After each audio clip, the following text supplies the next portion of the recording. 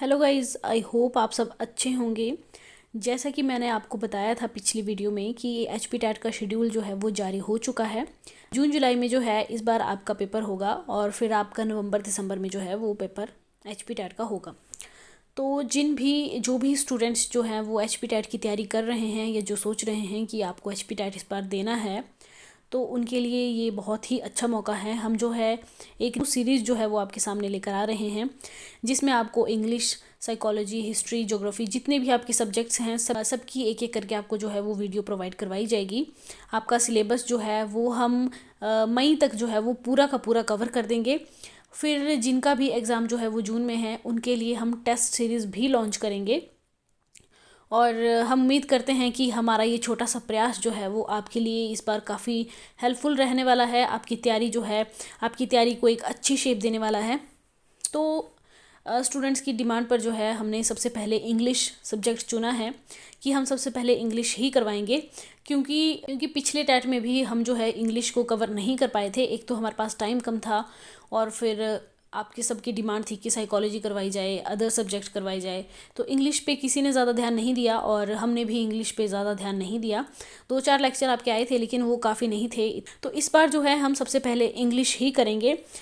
तो हमने सोचा है कि इंग्लिश का जो डर है जो आपके मन में ख़त्म किया जाए, क्योंकि डरना तो बिल्कुल भी नहीं है और अगर आप हमारे साथ जुड़े हैं तब तो हम आपको डरने भी नहीं देंगे। और इंग्लिश जो है वो इतनी ज़्यादा टफ आती भी नहीं है कि आपको आएगी नहीं, आप कर नहीं पाएंगे। नॉर्मल सी इंग्लिश आती है, नॉर्मल सा इंग्लिश ग्रामर होता है। तो आई होप कि इस बार जो है आप अच्छे से इस बार आप इंग्लिश के 30 क्वेश्चन आते हैं, उसमें से हमारी यही कोशिश रहेगी कि 25+ ही आप जो है वो अटैम्प्ट करके आएँ। चलिए, तो हमने आज का पहला लेक्चर जो है वो रखा है प्रीवियस ईयर क्वेश्चन पेपर का। प्रीवियस ईयर क्वेश्चंस पहले हम देखेंगे, पहले हम समझेंगे कि किस तरह से क्वेश्चंस जो हैं वो फ्रेम होते हैं, किस तरह से क्वेश्चन पूछे जाते हैं, क्या जो एग्जामिनर है उनकी डिमांड रहती है और किस तरह से आपसे जो है वो क्वेश्चन पूछा जाता है, आपको घुमाया जाता है क्वेश्चंस में। तो ये सब हमें तभी पता चलता है जब हम PYQs करते हैं।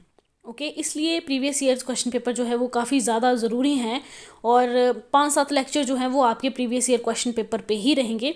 हम एक एक करके हर पेपर से जो है वो इंग्लिश वाला पोर्शन निकाल के वो डिस्कस करेंगे। उसके बाद जब आपको भी पता चल जाएगा कि इन टॉपिक्स में से क्वेश्चन पूछे जाते हैं, फिर हम एक एक टॉपिक पकड़ेंगे और उस टॉपिक को जो है वो हम कवर करेंगे। राइट, चलिए शुरू करते हैं। और आज का हमारा पहला क्वेश्चन जो है वो है आपका करेक्ट प्रपोजिशंस। ये आपने इसमें से करेक्ट प्रपोजिशन चूज़ करनी है जो आपको सेंटेंस दिए गए हैं। देखिए, सबसे पहले मैं आपको यही कहूँगी कि जब भी आप क्वेश्चन पेपर देखें, जब भी आप पेपर में बैठे हों, सबसे पहले क्वेश्चन को अच्छे से रीड करिए कि पूछा क्या गया है। यहाँ पर प्रपोजिशन लगानी है, आर्टिकल लगाना है, क्या लगाना है, क्वेश्चन को पहले अच्छे से समझिए, उसके बाद ही आंसर टिक कीजिए। राइट, तो पहला क्वेश्चन है हमारा, आपने जो करेक्ट प्रपोजिशन है वो चूज़ करनी है। फर्स्ट है, आई could not attend the college dash my illness. तो 31 का आपका राइट आंसर जो होगा वो होगा due to. C is the right answer. Due to जो है यहाँ पर आएगा। I could not attend the college due to my illness. Right, preposition पूछी है, ड्यू टू भी एक प्रपोजिशन है। अब आपको पता चल गया कि पेपर में जो है आपके प्रपोजिशन से क्वेश्चन आते हैं। राइट, अब प्रपोजिशन वाला टॉपिक आप नोट कर लीजिए नोटबुक में। जब भी हम PYQs करके ख़त्म करेंगे, उसके बाद हम सबसे पहला टॉपिक जो है वो हमारा प्रपोजिशन ही रहने वाला है, क्योंकि इसमें से 3-4 क्वेश्चन जो है वो आपको एग्जाम में हर बार देखने को मिलते हैं। नेक्स्ट क्वेश्चन है, आई प्रीफर टी डैश कॉफ़ी। तो 32 का होगा 2। देखिए, बहुत सारे स्टूडेंट्स ने इसमें गलती की है। आपको लग रहा होगा I prefer tea than coffee, but नहीं, यहाँ पर देन नहीं होगा, यहाँ पर होगा 2। I prefer tea to coffee. Right, जो ऐसी छोटी छोटी मिस्टेक्स जो हैं वो आपने नहीं करनी है। नेक्स्ट है आपका, आचार्य through the ball dash the gate. तो इसका राइट आंसर होगा, ये तो बहुत ही ईजी है, सभी कर लेंगे इसको। तो इसका राइट आंसर है आपका over the gate. Right, next है, I keep a dictionary dash me as I have to consult it so often. तो 34 का आपका राइट आंसर होगा C again, B side. Right, beside. Question number 35 है आपका। 35 से 38 तक जो है वो आपसे पूछे गई हैं करेक्ट कंजक्शंस। ठीक है, यहाँ पे आपने कंजक्शन लगाने हैं। I have never seen him dash that unfortunate event had happen. तो 35 जो है इसका आपका राइट आंसर होगा since. I have never seen him since that unfortunate event had happen, right. Next है आपका I have been in such a pickle dash I saw you last. 36 का आपका राइट आंसर है सी, सिंस। नेक्स्ट है आपका do not go dash I come. तो 37 भी बहुत ही इजी था, do not go till I come, A is the right answer. Next है B just dash fear not.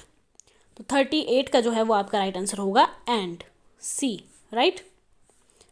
B just and fear not. I hope आपको ये questions जो हैं वो समझ आ रहे हैं। बाकी आप डरिए मत, हम जब एक एक टॉपिक पे जो है वो डिटेल वीडियो बनाएंगे तब आपको समझ आ जाएंगे कंजक्शन क्या होते हैं, प्रेपोजिशंस क्या होते हैं।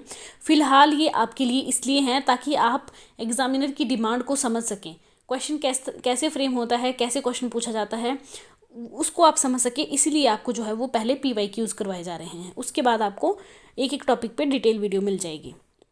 नेक्स्ट क्वेश्चन है हमारा, यहाँ पर आपसे पूछा गया है choose the correct alternative to complete the idioms. इसमें इडियम्स पूछे गए हैं। तो 39 है एज जेंटल एज अ।